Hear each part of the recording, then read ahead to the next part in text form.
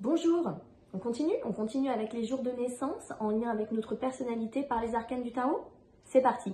Aujourd'hui, nous allons aborder différents jours de naissance, donc différents arcanes, soit le 31, le 29, le 5, le 18, le 16, le 21 et le 15. N'oubliez pas, si jamais voilà, vous n'avez pas votre date dans cette liste, si vous êtes au-dessus de 22, réduisez toujours votre jour de naissance. D'autres arcanes ont été traités dans la première vidéo, toujours à titre indicatif, nous survolons, mais c'est un petit outil sympathique pour découvrir le tarot et savoir un petit peu comment l'utiliser au-delà de la divination dans une étude un peu plus différente, plus psychologique, plus en lien avec le développement personnel. Allez, c'est parti, on y va, nous allons commencer avec le 5, le pape. Allons voir. Vous êtes bienveillant, vous avez un fort pouvoir communicatif, une bonne éloquence, on vous écoute, on vous suit, vous transmettez ce que vous savez, la connaissance, le savoir, vous êtes passionné. Alors, on a notre couple, pape-papesse, donc vous pouvez vous référer à la première vidéo qui décrit la papesse, il y a quelques similitudes, sauf qu'à l'instar de la papesse, le pape, lui, du coup, il va plus verbaliser. Vous êtes diplomate, vous avez une bonne gestion des affaires, des finances, etc. C'est vraiment pas mal. Donc dans toute cette sympathie et cette bienveillance, vous êtes bien entouré. Et comme vous êtes bien entouré, vous avez votre petit monde, mais en pensant vouloir faire bien, vous pouvez développer un côté paternaliste euh, un petit peu trop dans l'excès, en venant infantiliser votre monde et du coup vous éloigner de vos proches. Soyez vigilants par rapport à ça, essayez de trouver le bon équilibre en gardant votre place et c'est vrai que lorsque vous défendez une cause, vous y allez à fond et du coup ici vous perdez votre sens de l'écoute. Soyez tout de même réceptif, même lorsque cela vous tient à cœur, c'est important. Il en va aussi de l'équilibre, comme d'habitude. Donc en résumé, vous êtes sympa, vous êtes sage, vous enseignez, vous transmettez. Mais ici, attention à ne pas être trop dans la rigueur et donc à rester dans une ouverture à l'autre pour pouvoir aussi l'accepter comme il est, plutôt que de chercher parfois à le modifier ou à le transformer, toujours en pensant bien faire. Soyez en conscience de cette phase-là de votre personnalité. Voilà pour le pape. Jour 18, la lune. Vous êtes émotif, sensible. Vous vous laissez très souvent submerger par vos émotions. Attention donc à apprendre à bien les gérer pour ne pas vous laisser emporter dans vos peurs et vos tourments. À vous de prendre le dessus en étant bien entouré. Au-delà de ça, votre intuition est fine. Vous avez une forte clairvoyance qui vous permet de vous réaliser lorsque vous savez vous y connecter. Ça signifie ici qu'il faut vous écouter, vous savez voir juste, alors faites-vous confiance. Vous pouvez d'ailleurs parfois en manquer, la lune c'est ça. Elle manque de confiance et du coup c'est bien dommage parce que au-delà de toute cette sensibilité, eh bien il y a énormément de choses profondes que vous pourriez dévoiler si vous le souhaitiez. Et dans ces choses profondes, il y a énormément de savoir et de connaissances. C'est intuitif en fait, c'est en vous, c'est vous. Donc arrêtez de vous cacher, montrez-vous tel que vous êtes. La lune, elle est pleine de mystères et vous les gardez bien enfouis. Et du coup, ça peut être difficile pour l'autre parfois de vous trouver. Il est possible que vous portiez le masque. Et donc pour l'autre en face, dans le relationnel, c'est délicat. Il peut ne pas savoir à qui il a affaire. Au niveau des finances, ça s'écoule. Attention, attention.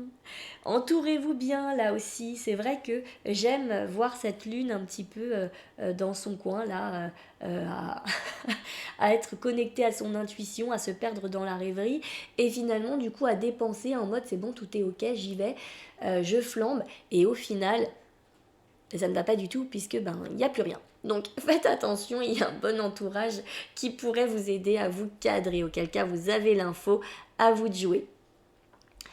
Donc une personnalité qui est on l'a dit, hein, qui est capable de voyager dans son esprit, et voilà, il y a énormément de richesse, mais par contre, elle peut se laisser submerger par ses émotions et donc être ralentie dans ses actions. Ne restez pas dans votre rêverie, apprenez à vous ouvrir. Utilisez votre magie pour ça. Vous allez voir. Vous avez énormément de choses à proposer, ayez confiance.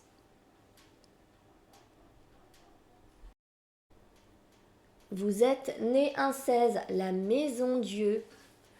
Vous êtes dynamique, vous bougez, vous avez d'ailleurs besoin de mouvement, il faut que ça change. Vous êtes capable, vous, de changer aussi d'avis comme de chemise. On a quelques similitudes avec notre roue de fortune, hein, qui a été interprétée dans la précédente vidéo. Voilà, et vous êtes un fonceur, vous y allez. Mais dans tout ça, en fait, si vous êtes capable de vous adapter aussi et d'enclencher du mouvement, vous vous rendez même pas compte que vous l'enclenchez. C'est-à-dire que vous passez d'un axe à un autre, on ne sait pas trop comment, mais vous savez, et en fait, vous ne vous souciez même plus de ce qui s'est passé avant.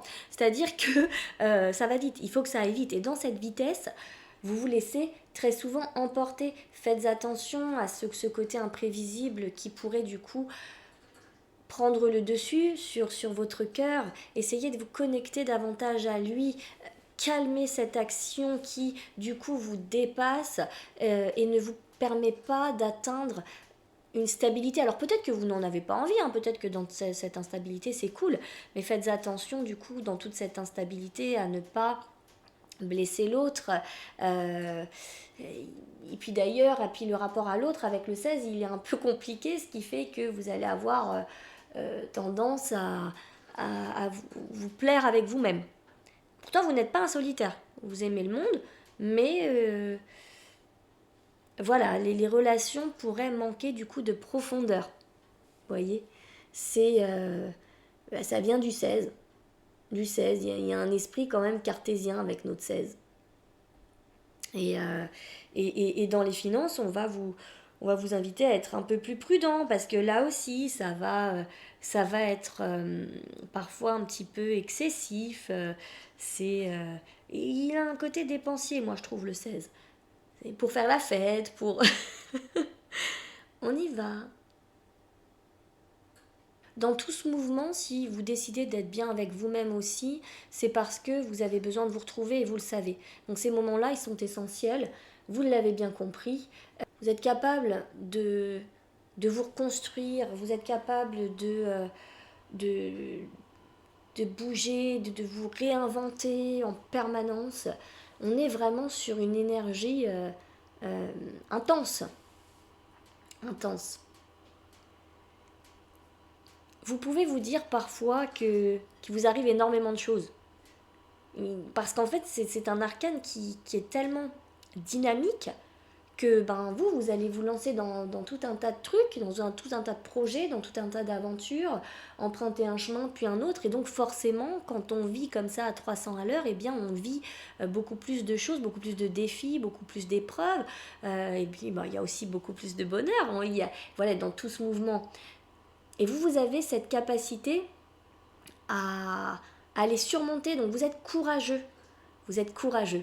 Et apprenez toutefois à tempérer ces excès que vous saurez reconnaître.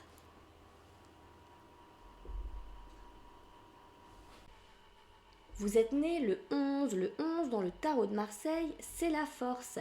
Vous êtes donc courageux, volontaire, responsable, vous aimez prendre les choses en main, mais avec douceur. C'est-à-dire que la force, ici, on va la voir comme une force douce et tempérée. Vous n'allez pas être en force de façon négative ou agressive, au contraire.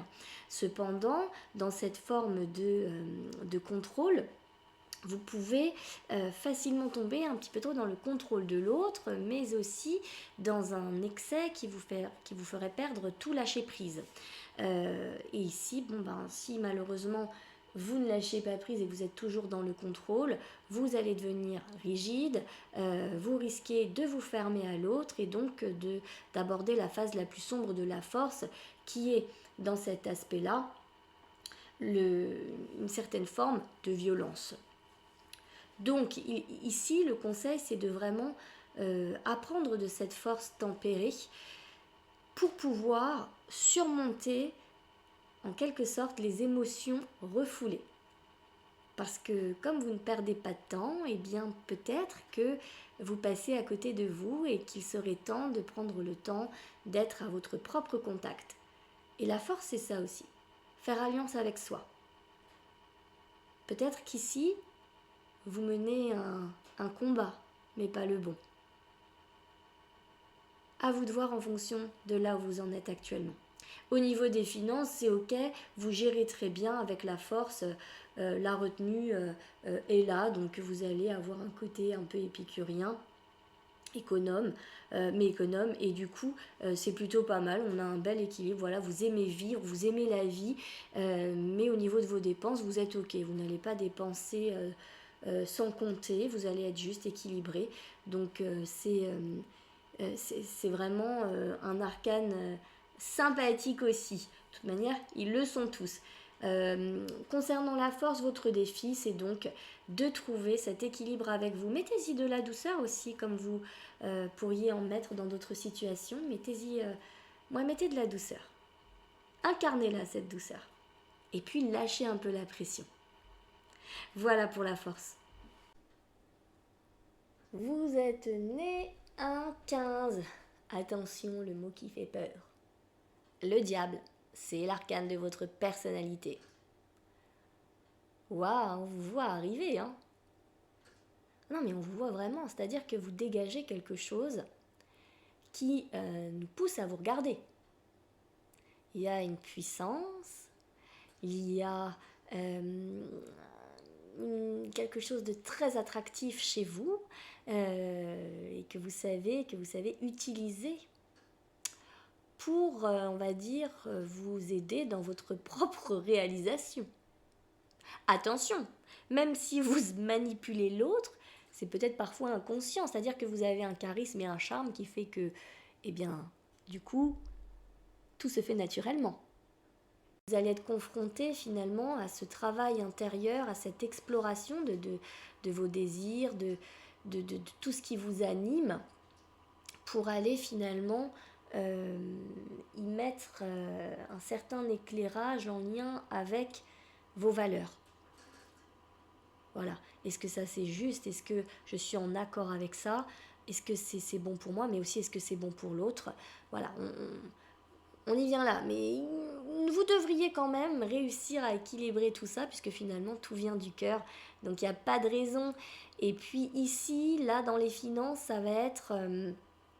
vous avez quand même un tempérament impulsif, donc faites attention à ne pas craquer et à ne pas être un peu trop dépensier.